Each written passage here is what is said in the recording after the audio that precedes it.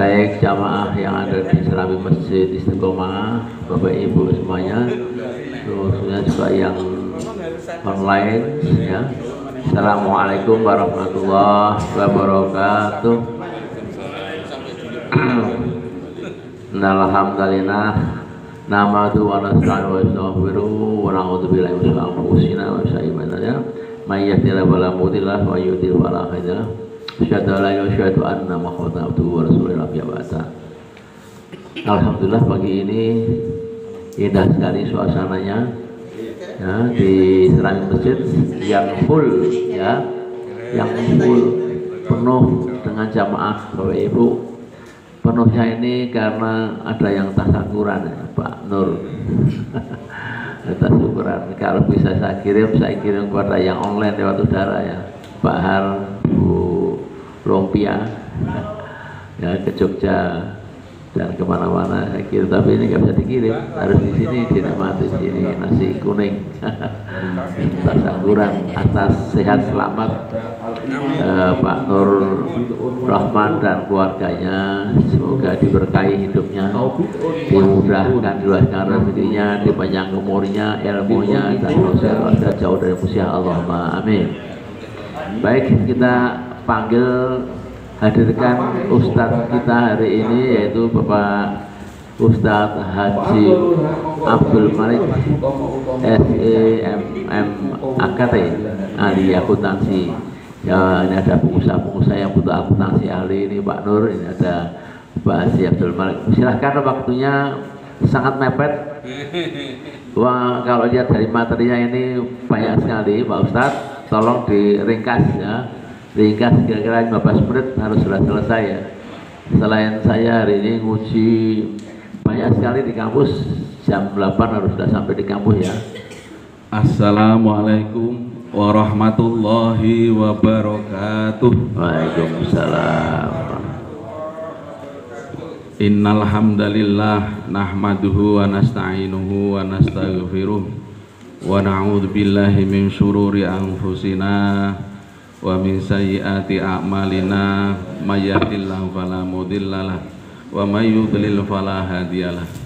Asyhadu an la ilaha illallah wahdahu la syarikalah wa asyhadu anna Muhammadan abduhu wa rasuluh.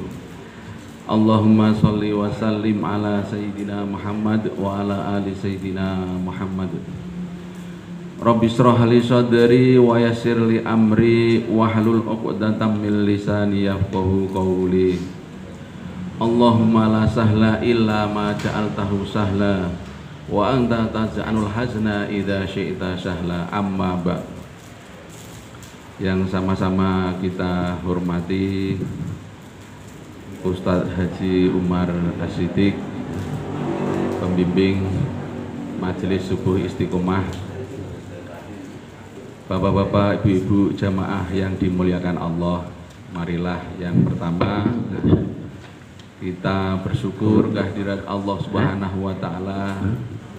Pada pagi ini kita semua dalam keadaan sehat. Sehat semuanya Bapak Ibu? Alhamdulillah. Pada bulan Agustus ini penuh bahagia karena seluruh bangsa Indonesia memperingati hari kelahiran bangsa ini dengan mengisi ya, kemerdekaan. Mari kita syukuri dengan syukur yang sebenar-benarnya. Jadi penjajahan yang pada hakikatnya itu bukan dari penjajahan dari negara penjajah, tapi sekarang ini kita dijajah dari segi berbagai aspek, dari aspek ekonomi dan aspek yang lainnya, aspek pendidikan. Maka kita tetap semangat untuk mengisi kemerdekaan ini, untuk merdeka dari berbagai aspek, termasuk aspek kesehatan. Aspek kesehatan kita bisa mengambil akhlak ya, malu ini agar supaya kita bisa merdeka dari sakit. Mungkin seperti itu bisa jadi ya, nanti dikaitkan. Salawat dan salam semoga tercurah ke baginda Rasulullah Shallallahu Alaihi Wasallam. Semoga kita bisa mengikuti ajaran-ajarannya dan bisa menghidupkan sunnahnya, kelak di yaumil qiyamah kita mendapatkan syafaatnya. Amin. Allahumma amin. Untuk waktu yang singkat ini, mari kita mengambil berkah membaca suatu hadis. Qala al-mu'allifu rahimahullah wa nafa'ana wa bi ulumihi fid dharain amin. An Abi Hurairah radhiyallahu anin Nabi sallallahu alaihi wasallam qala al imanu bid'un wa sab'un au bid'un wa sittun syu'batan fa afdaluha qaulu la ilaha illallah wa adnaha imatatul adha anit thoriq wal haya'u syu'batun minal iman. Muttafaqun alaih. An Abi Hurairah radhiyallahu an Nabi sallallahu alaihi wasallam. Hadis ini diriwayatkan dari sahabat Abi Hurairah radhiyallahu an dari Rasulullah sallallahu alaihi wasallam. Beliau bersabda, al imanu utawi iman iku bid'un wa sab'un, ya, 70 lebih. Au bid'un wa situn, 60 lebih. Bid'un itu dalam bahasa Arab bilangan antara 3 sampai 9. Nah, jadi pastinya angkanya itu. Jadi 60 lebih atau 70 lebih. Ini iman. Apa nih syu'batan cabange? Fa afdaluha mongko utawi luweh utama-utamane cabang iku qaulu la ilaha illallah, ucapan la ilaha illallah. Wa adnaha utawi saandap-andape syu'bah cabang iman iku imatatul adza, ngilangake gangguan anit thoriqi saking dalan. Jadi di jalan kok ada oli tumpah atau duri, ada yang menghalanginya, itu dibuang, itu termasuk bagian daripada iman. Selanjutnya wal haya'u utawi wirang. Nah, basa ten pesantren wirang niku napa? Isin. Iku syu'batun cabang minal imani saking iman. Muttafaqun alaih. Hadis ini diriwayatkan oleh Imam Al-Bukhari dan Imam Muslim. Yang online ini enggak dengar. Jadi hadis yang barusan kita baca, wal haya'u syu'batun minal iman, ya. Malu itu sebagian daripada iman. Jadi Rasulullah menjelaskan, ya, keimanan itu terdiri dari 70 atau 60 bagian lebih. Jadi tingkatan yang utama adalah ucapan la ilaha illallah, sementara tingkatan yang terendah adalah menyingkirkan gangguan dari jalan. Maka merupakan salah satu bagian daripada iman. Tadi al haya'u wal haya'u syu'batun minal iman. Maka malu itu bagian daripada iman. Bapak Ibu yang dimuliakan Allah, ini salah satu sifat yang harus dimiliki oleh setiap muslim adalah malu. Yang dimaksud dengan malu di sini bukan tidak mau menghadiri undangan resepsi karena tidak punya baju baru atau sarimbit atau malu karena menaiki kendaraan umum, tidak berangkat pengajian Ahad pagi di Istiqomah itu. Jadi karena tidak mempunyai kendaraan pribadi, bukan yang seperti itu. Malu yang harus kita tanamkan dalam diri dan masyarakat kita adalah malu bila melakukan hal-hal yang tidak dibenarkan oleh Allah Subhanahu wa taala dan Rasulnya.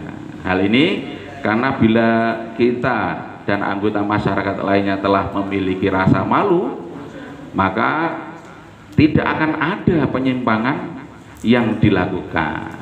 Oleh karena itu sifat malu ini merupakan suatu yang sangat penting. Penting nopo? Penting banget. Penting banget gitu. Udah diangkat jadi menteri kok korupsi, ya malu.